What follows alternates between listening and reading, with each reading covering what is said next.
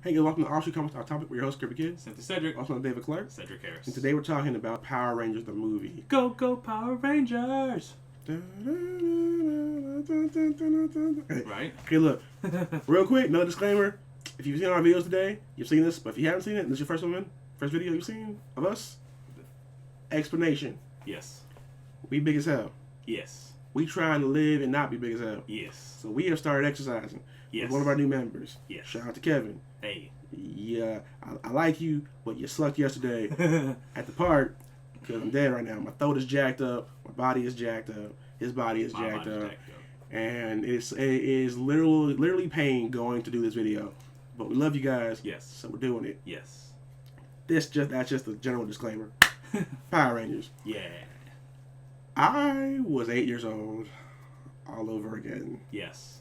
Yes. I love the armor. Yes. I love their powers. I love the actors. Yes.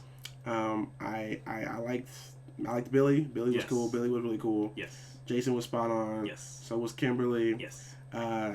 Zach and Trini, they weren't bad. They weren't bad. They weren't the original, but they weren't bad. Yeah, they weren't bad. I don't feel they added enough. I feel like the story really focused around Billy, Jason, and Kimberly. Yes. It was Billy and Jason. Yeah, Billy and Jason, and then Kimberly added on. Yeah. It was heavily around those three. Yes. Which is, look, you can't focus on everybody. Exactly. Not in the first movie anyway. No. But you got enough of their backstories to know where they were all coming from. I liked Rita. Rita was super attractive. Elizabeth Banks did a great job. I thought it was Azalea Banks. No? Is it Elizabeth Banks? It's Elizabeth Banks. I don't know what their names are. Somebody Banks. Somebody with a bank. I don't know actors' names. Apparently. But she was great. Goldar was not as bad as people were making it out to be. Not as terrible as I thought it was going to be. I thought it was going to be super cool. corny, but it worked. It worked in the whole story of everything. Right. Alpha was hilarious. He did the ay ay ay. Ay ay ay. And he was hilarious. And then Zordon. I'm used to Zordon being perfect. Yeah. He was not perfect in this video or in this movie, but it kind of makes sense. He's waking up from dying. So he's like, understandably a little upset and miffed and confused. Yeah, he don't have no body anymore. He's in a wall. Right. And so like the Rangers are trying to, they find the coins, and they're trying to morph and all this stuff. They're training and whatnot, and they can't do it because they can't come together as a team. And they find out that Zordon was kind of using them. Once they were going to open the morphing grid, he was going to step through, be alive again, be the Red Ranger. But Billy dies. Spoiler alert. Spoiler. And he decides to bring Billy back. 'Cause I guess once you're part of the morphing grid, it can just bring you back to life. Apparently it has a 1-up life or something. Everybody gets one. Everyone. Everybody gets one. They bring him back. They learn to trust each other, blah, blah. They become the Rangers. My favorite part of the movie, the best part of the entire movie, they get in their Zords. Yes. First off, before they got in the Zord, they said it's morphin' time. Yeah, yes. That happened. Well, and I thought that was the peak of Power Rangers nerd that was going to happen. Right. No. They get in the Zords. They line up with Kimberly flying over them from the side. Yes, side. You're on their left side as God intended. You're watching them go up a screen. To left. And you hear, go, go, Power Ranger. It didn't fit the mood or the movie at all. But it was perfect. But it was the greatest thing ever. So perfect. It was like watching the opening of the show. It came out, it was like 30 seconds long. It was so amazing. I was happy. I just wanted to say it's morphing time, and I wanted the theme song in there. Yeah. I got both. And it was great. And on top of that, because I was like 5 or 6 when it came out originally, and started the whole path to nerddom back in the day.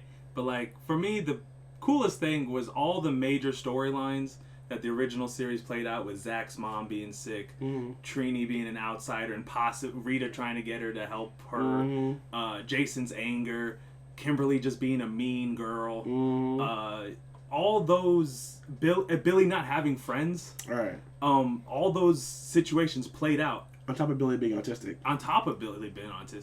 But they did it in a way that wasn't overhanded. That was like, we have to tell you these stories, so we're just gonna beat you over the head with it. Like, these are just kids. This is what they're dealing with, and they have powers. One of the big controversies with Power Rangers was the fact that Trini was gay in this movie. LGTB. But it was LGBT. That. Yeah. Yeah. You're not good at acronyms. Like I said, my body hurts. But they didn't. It was not overbearing. It was not. No. Like me and Walter have always said. You know why she didn't talk about being gay? Because a space monster was attacking her town. Yeah. And she had to go freaking save the world. Yeah. That takes a little bit of priority. Yeah. Over social issues. Yeah, and she also had a space witch in her room, like choking her, threatening to kill people. I've killed rangers before. It's like, oh snap, Rita's scary because like as a kid she was like, you're never gonna win. She was like, oh, she's cute. Watch her monsters grow, which they said in the movie, which was super awesome. Yeah, I'm like grow, I'm like look at that. You know, it's cool. But so like they form they get the Zords, they get pushed back into this pit where this crystal is, which is like the Zeo crystal, which is like why Angel Grove is so important. And they get thrown down there, and like I think that's what makes them transform, because they then form the Zord, the Megazord. And the Megazord does not look as cool as it could have. No. They tried to make it too streamlined. It's Gen 1. They really could have. I think they could have gotten away with making just the original power, like make the original Zord. Yeah. And just make that look sleeker. Yeah. Like that's what Voltron's been doing in his newer iterations. It's the same design, just sleeker. Yeah. But that aside, they form the mech. They're able to fight back. They pimp slap Rita to space. To the moon. They pimp slapped she's like, her. I'm evil, blah, blah, blah. And she's like, oh. And they were laughing like, you got Team Rocketed. You know. Except you died. She got frozen, so she's out of the game for a while. For a minute. And it was pretty funny. Yeah, it was. And after that, they go back about their day. People are like, oh my god, Power Rangers are awesome. Kimberly and Tommy, the real ones, showed up. They were in the movie for a little bit. Yeah, Amy Jo Johnson, Jason David Frank. I was like, oh, they're in the movie. Why they couldn't get more? Walter Jones. I hope they get Tommy to talk to other Tommy. Like Tommyception. Jason David Frank should be a teacher at Angel Grove at this point. Dude. Like, that would be perfect. Could you imagine him talking to Tommy like, you need to make some good choices, son? Like, what do you understand? No, trust me. I've been there. Right. And then, like, look at the camera. And be like, oh, we get it. You're talking to us. So. Now you kind of glossed over it, but there's an after credit sequence. Yes, there is. Where they're all throwing paper around like ninja, like shuriken, mm-hmm. and detention. And the detention teacher in full Ferris Bueller mode goes, we got a new addition to detention, Tommy Oliver. Tommy Oliver. The real Ranger fans in the theater went, and they show an empty desk with a green jacket and a book on it that says Better Choices. And you don't see him. Yeah. Which I think was dope. Now, there's two things. Now, because there's talks that they want to make about 5 movies, which I'm fine with. Mm-hmm. But there's talks, what I want to see in the sequel. There's 2 things I want to see in the sequel. I think there might have been a glimpse of a shadowy Dragon Zord with Rita in that flashback or flash future that Zordon showed him. But you got to have the Dragon Zord full flute song in the sequel.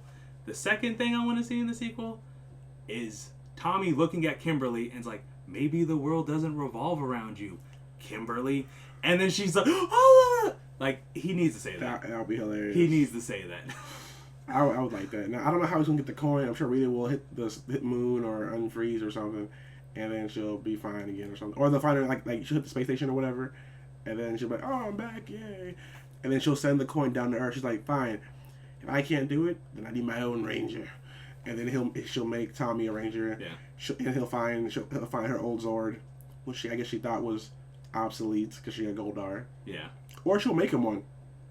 Yeah. Either way, she'll probably find dragon flute. She'll probably find some like T-Rex bones and be like, and make a dragon out of this. I don't know how they're gonna do it. Magic, I'm assuming. Well, I just like the fact that she's on the moon now, like she's supposed to be. And we got a Green Ranger coming. We got 5 fully operational Rangers. We got a quasi Megazord. Jason summoned his sword. Yes, Jason summoned his sword, which means we've got more weapons coming. I want the axe. Everyone else, I don't care. The axe turned into a gun. It was cool. Kimberly had a bow and arrow. The axe turned into a gun. It was cool. Man, what did Billy have? What did Billy have? Let us know down below. What did What did Billy have? What did the Blue Ranger? What was his weapon?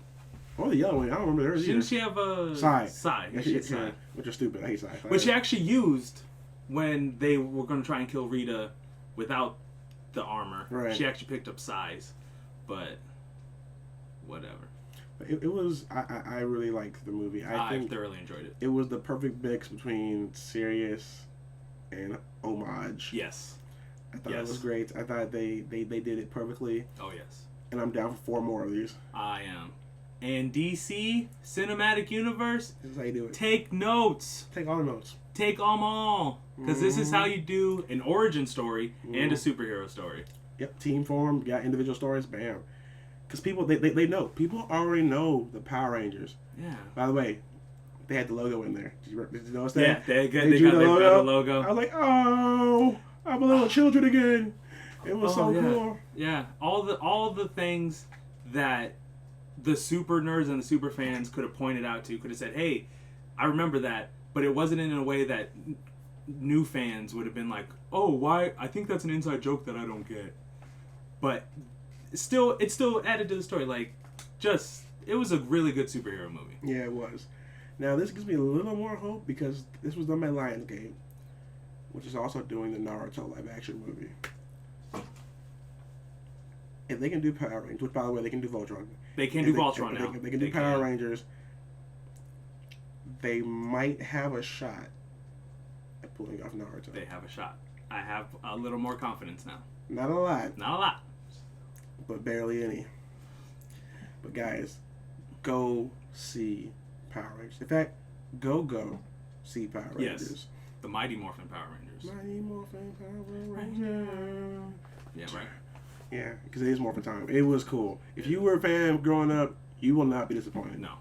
If you were not a fan growing up, you about to be a fan. You're going to learn today. Yeah, you're going to learn today. You're going to learn today. All right? It's going to be great. It We're is. making Power Rangers great again. We're making Zords great again. Yes. But anyways, guys, until next time, which will be at WonderCon. Woo woo. We've been your host, Kirby Kid. Simply Cedric. We'll see you later, guys.